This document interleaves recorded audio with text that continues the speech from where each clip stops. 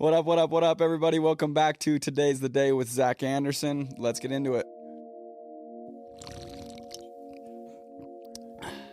Hey, what's up, everybody? Welcome back to Today's the Day with Zack Andersen. What up, what up, what up?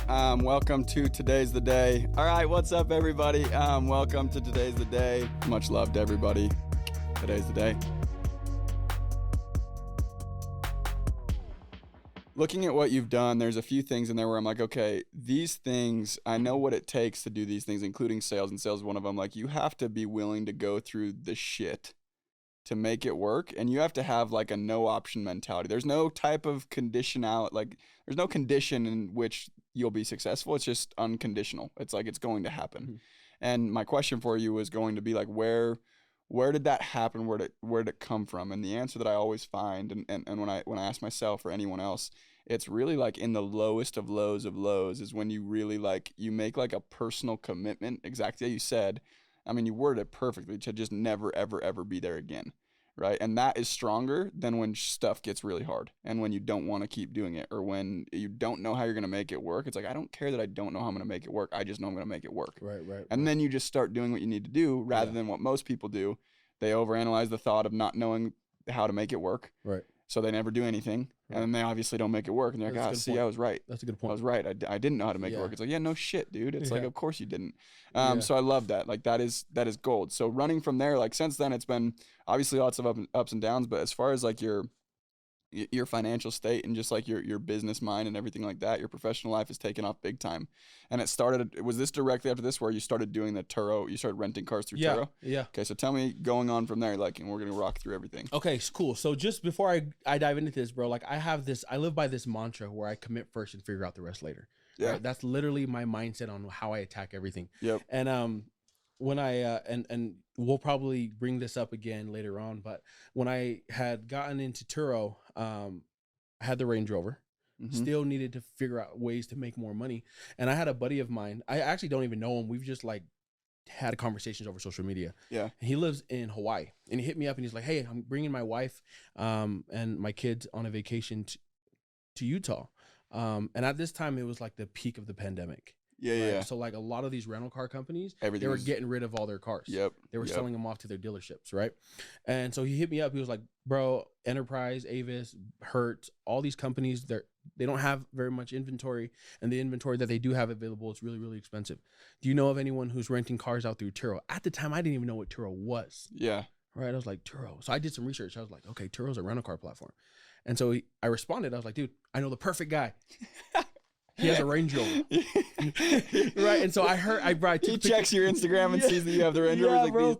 Well, then I told him, I was like, it's me. Like, I just listed my Range Rover. It's funny you hit me up, man. Like, what a coincidence. But like, I'll rent you my Range Rover. So here's the link to my Turo account. You can just go in and you can book there. That's amazing. And so, yeah, so he booked it, but he booked it for like 6 days. But while he was booking it, I was getting other bookings on the Range Rover. Yeah. Like, dude, I was booked like for 2 months while he had like back to back, bro. Yeah. And I'm like, man, this is pretty crazy. Right. And so I think that first month I probably made like $1,100 just off of that one car. Yeah. And that's so dope. So I was like, man, like $1,100, that's pretty cool. But imagine if I had 10 of them. All right, well, imagine if I had 10 cars. Yeah. Because then, like, bro, I was getting so booked out. People were like, hey, do you have any other cars like that you'd be willing to rent me? So then I started thinking of like, okay, what cars does my mom have? What cars does my brothers have? Right. And I could just tell them like, yeah, I have this car. Yeah. Right. So I started renting out all their cars. You know what I'm saying? And dude, it got to the point where like I was able to go out and acquire. So I ended up, I was able to acquire 6 cars in one day. Mm-hmm. Right. And as soon as I acquired all these cars, I immediately listed them on Turo and they started getting booked. Yeah. Right. And so that's kind of what started my rental car business. Yeah, absolutely. Yeah. And then like fast forwarding it now, you know, I rent my cars off platform now where we have Lambos and McLarens and stuff like that. And now we just rent them privately. But yeah, I started off with Turo. Yeah. That's so sick. I love that. And then, I mean, you have story on story about this kind of stuff. And I love, like, you truly live by your mantra of like, what exactly? Commit first, figure it out later. Yeah, commit first, figure it out later. Like, yeah, I got it. Like, hey, can you do this? You're like, yeah, I can do it. And then you go figure out how to do it, and then you do it, right?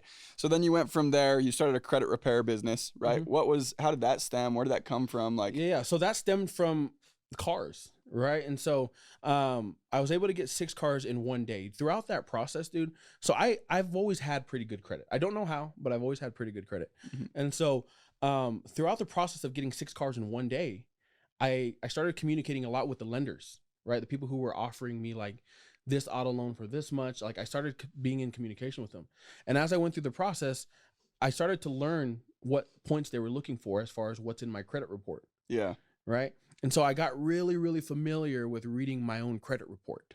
Yeah. And I knew what my credit report needed, because a lot of people, they just think like, okay, you got to have this score in order to get approved for this. Yeah. It's a lot deeper than that, right? Because you may have this score, but your utilization rate is X. Yeah. Your mixed account is X, right? Your history is X. Yeah. Right. And so there's like 6 different points that accumulate, that collectively affect your credit score. And so as I'm going through this process of buying cars, I was able to understand what each of those points were. Right. And so again, in fact, like I have 18 cars now. My credit has always been in a point where I'd never have to put any down payments down. Yeah. Right. And so I got really, really good at reading credit reports. And so other people, they wanted in on the rental car business. They were just asking me like, hey, how do you get approved for all these cars with $0 down? And dude, you can finance a car over 144 months. A lot of people just think it's 60 months. Yeah. Right. And so the longer you finance a car, the lower your payments are. And it'd only be stupid to do that is if you're planning on keeping a car for 144 months. In the rental car game, dude, you only keep the car for like 1 to 2 years and then you just replace it. Exactly. Right? So you have way less risk. You're not exactly. going. And they're always newer. Yeah. Right. Less miles. And so a lot of people, they wanted information on how to do that. Yeah. Right. And so I started helping people like, okay, this is what the dealership's going to ask you. These are the lenders I recommend. Right. Here's what your credit report has to look like. Yeah. And so people were like sending me screenshots of their Experian accounts, their Credit Karma accounts. And I was telling them like what to do. Yeah. And then finally, so I hired my first mentor, right, at that time. And I was telling him like what I've done thus far. And he was like, okay, if you're going to be helping people repair their credit, you need to start charging them. And so I live by this method. It's called the RRR method. Okay. It stands for repackage, repurpose, and relaunch. Okay. So I really believe that everyone, whether you're an entrepreneur or not, everyone has these hidden gems inside of a treasure chest that they believe is basic, but to other people, it's really, really advanced and can be useful. Thank you guys for tuning in. This episode is brought to you by ALCHEMY Sales Coaching. And not to mention what I'm going to go and talk a little bit about very quickly, the ALCHEMY Summit that is coming up in October, beginning of October. I wanted to extend an offer that was brought to me by Doug to give to any listeners of the podcast, anybody in the space, which I'll touch on a little bit, but it's to attend the ALCHEMY Sales Summit. It's one of the coolest experiences I have had in a very long time. I attended last year, and you go and it's this incredible off-site glamping experience where there's a pool and ice baths and yoga classes all day long, breathwork classes all day long, and then breakouts with different instructors. A very big portion of the focus of this one's going to be focused on relationship coaching. So it's gonna be a very, very good time. I'm going to be attending. A lot of the people you guys have seen on the podcast will be attending. It's going to be an absolute blast. So for those of you guys that are looking to go and be with a group of very like-minded people for 4 days, be off the grid, digital detox, eating amazing food, having an incredible experience, and learning some really, really cool things to go and implement in your life. Make sure you go and check the links that we're going to go and post for the ALCHEMY Sales Summit. Any of the Today's the Day listeners are going to go and get a $700 pricing decrease. So you're going to go and get a discount as if you were an ALCHEMY member. So make sure you guys go and check it out. It's one of the coolest experiences. I absolutely love it. And if you're looking for a group of people to go and push you forward in whatever space you may be in, it's definitely something you're going to want to check out. So I couldn't recommend it more. And as always, much love. Enjoy the episode.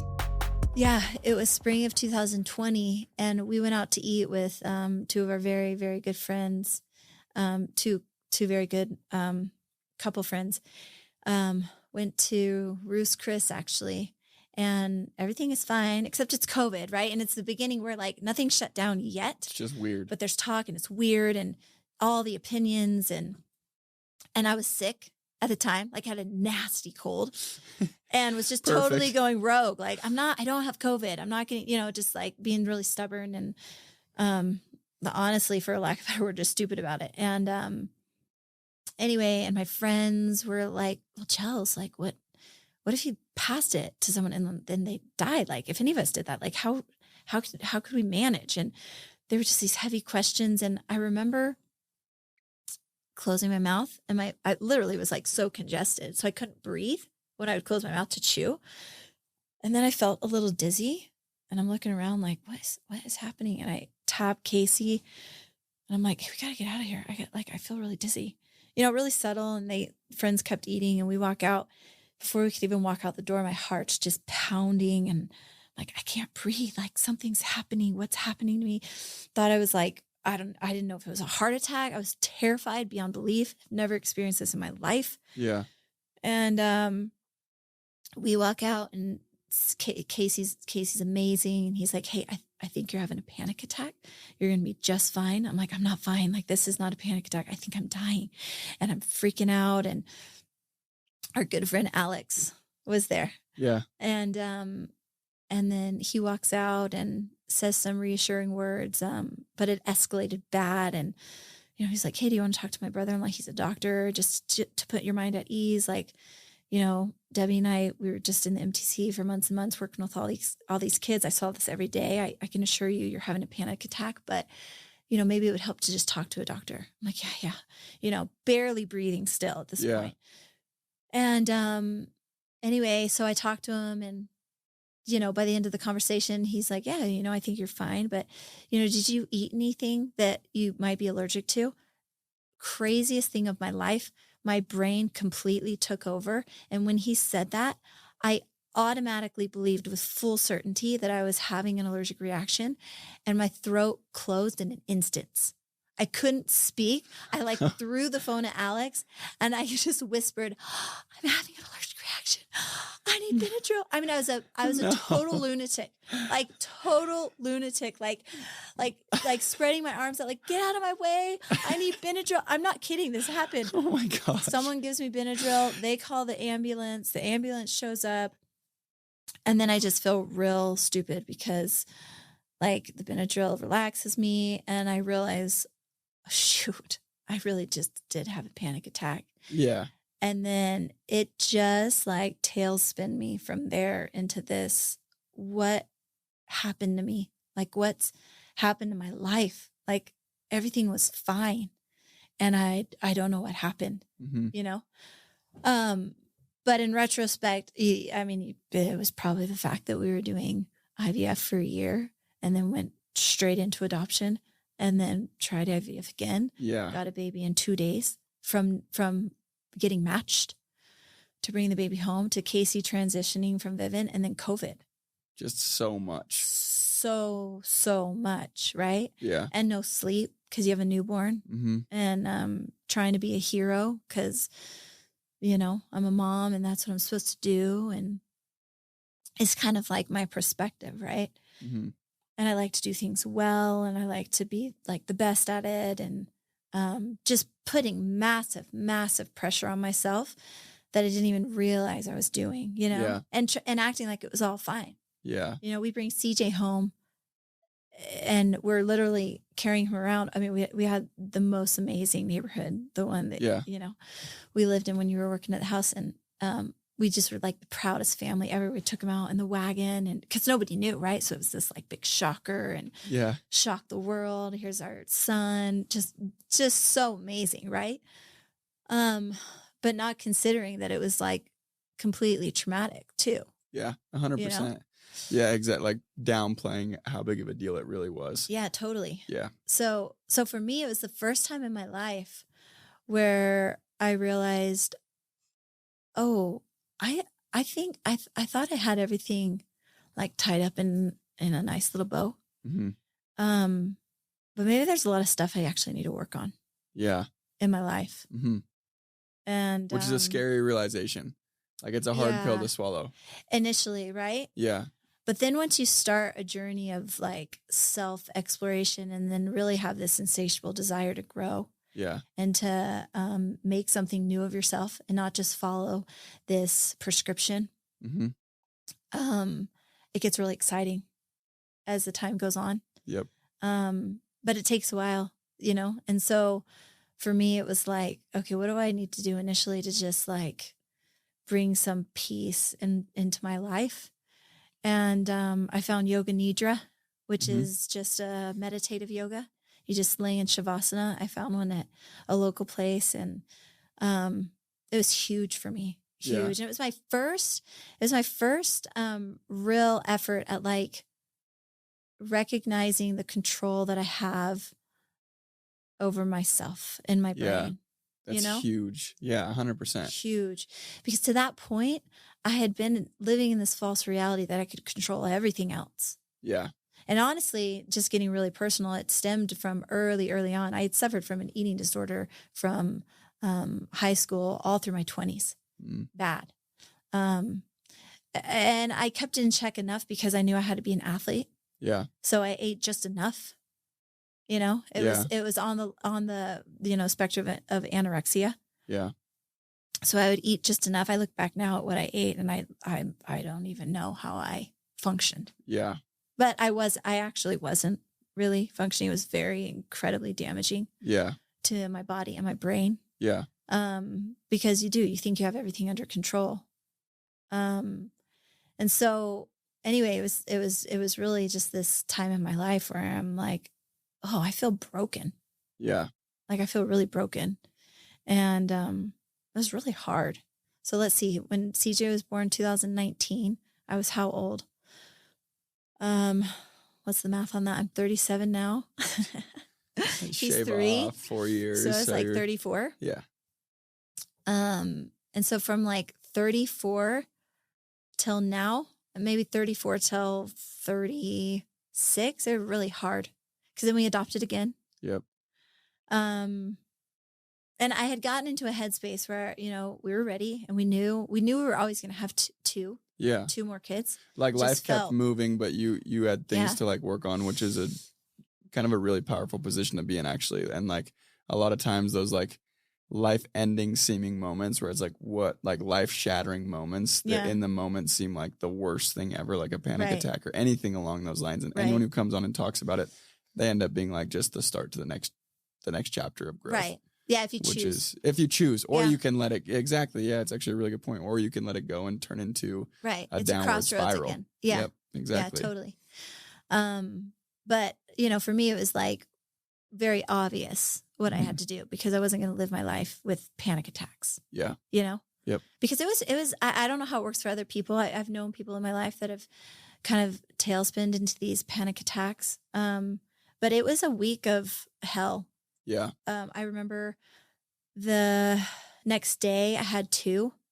And by the night I was really scared because I thought, what is happening? My life is over. Yeah. Your perspective, like you just have this myopic perspective of like, shoot, what does this mean for the rest of my life? Yeah. I'm going to have panic attacks the rest of my life. This is no life to live. Like, you just go in this rabbit hole. Sounds so extreme. But it makes perfect sense. I mean, it's the same as, it's just your brain, like my brain protecting itself. Like, oh, you've got to like figure this out because you can't do this. Yeah. And, anyway, it was probably like a couple months where I finally could recognize triggers so that I could stop them before they came. But it took short amount of time really, but that amount of time to realize, sleep is a huge one for me, and just overdoing it, like overexhaustion. And to that point I was an athlete my whole life. I still am an athlete, but my workouts, like, they were intense. Yeah. Nothing but intense would work. I go on a hike with my friends and I'm like, dang, I didn't work out today. So crazy, right? Yeah. Just overload. Like you just recognized an overload that had probably been in place for a long time. Ways. A long time. And then throwing more kids into the mix on top of the other kids. Like I can imagine. Yeah, that is madness. That's crazy. Yeah, total madness. So then we adopt Tex, which honestly, like, our adoption story is not normal at all. It kind of followed the same line. We did our paperwork. We were finalized around July again, matched in a couple weeks. And then this time, Brianna, we had 5 to 6 weeks with Brianna, and it was special because we flew to Arizona. She asked me to be in the delivery room with her.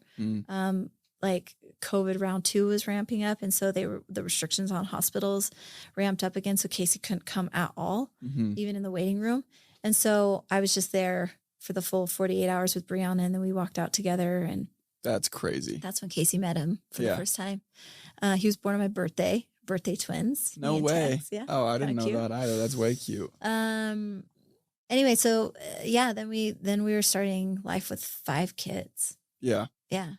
And like that, you guys, fast forward a couple years, that's where you guys are right now. And you get like, it's been so cool to watch and be like even a small part and like be in the room for some of the conversations and kind of watch it all happen. And as you know, Casey's like one of my biggest mentors in life. And then you've been like a huge, like when you say you had the example of how your parents were, and that's like how you kind of understood things, like that's, I gained that from specific people, couples, marriages in my life. And you guys are one of them for sure. Like you guys amazing. have been awesome. Chelsea, literally, like it's insane how fast time goes by. Like running out of time is insane. I want to be respectful of your time and everyone's, and thank you so much for coming. And that was a blast. And there'll be even more to go unpack if we do another episode, but thank you so much for coming. And to wrap it up, the name of the show is Today's the Day. And that was actually that was a term that I adopted really early on, back when Casey had me reading. I went to his office one day, and big on the board, he had written, "All I have is now." And it was only one time. It's not like he always had that written that I know of. And actually, it was just written one time. And I was like, oh, that's like a really cool way of looking at things. And then like my motto just became like Today's the Day. And basically what it means, to keep it super simple, is literally like today's all you really have. Yesterday already happened. It's out of your control. You can't change it. Right. Tomorrow might not happen. Right. So today really is all you have. And what I've found and recognized and experienced is if you approach things that way, you get so much more out of everything. Yeah. So I guess my question for you, and we only bring people on who are very apparent with that, like they kind of live it whether they realize it or not, is what advice would you have for people where it's like, yeah, like this really is all you've got? Like what experience have you had that shows that, tells that, or what advice would you have to help people live that way? Right. It's probably leaving off on the, dramatic story of this panic attack, because it really was, this crossroads for me of like, I've got to figure stuff out. Yeah. And recognizing that it is a day to day, and just realizing, what can I do today, right? That gets me one step forward to tomorrow. And then what are you going to do tomorrow? And then we have days where you're backtracking, you recognize that, and then you have to move forward again. Yeah. And so for me, like, I said that from like age 34 to 36, it was kind of this heavy time of trying to figure out, what does life actually mean for me? I said that, being a mom was what I always wanted to be. I knew it. I was sure of it. And all of a sudden I came to a spot where I not that I wasn't sure about being a mom, but kind of had these faulty beliefs coming out of nowhere, coming out of the woodworks of like, what are you doing with your life? Yeah. You're just a mom. Yeah. You literally have amounted to not much. And then realizing like, your podcast title, Today is the Day. It's like, okay, you know what? No, I'm worth a ton, and everybody's life to wherever they're at is exactly the way it was supposed to be for certain reasons. And I think it's just incumbent on humans to recognize your past as something really, really beautiful. Because I think when you can do that, then that's when your life starts to really grow and really catapult. And so for myself, I feel like I've just tapped into this amazing growth cycle the past 2 years. And so, if we ever did another one, maybe we could get into that. But absolutely, we absolutely will, 100%. Thank you guys so much for tuning in today. As always, it was a blast for me. I hope you got something out of this. If you got something out of this video of value, share this with a friend, and please go show your love. We're on all streaming platforms, including YouTube, Spotify, and Apple. Any ratings, comments, likes, shares, they go a very long way, and they make it so I can keep doing these things for you, and I would appreciate it greatly. So please go share with a friend. Until next time.